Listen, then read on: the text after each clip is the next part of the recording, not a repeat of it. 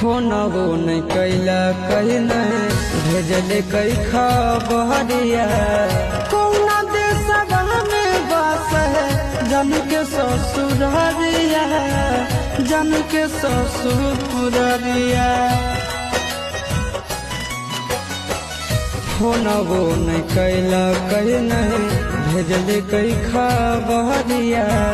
कौना देशवा में बस है जन के ससुररिया जन के ससुररिया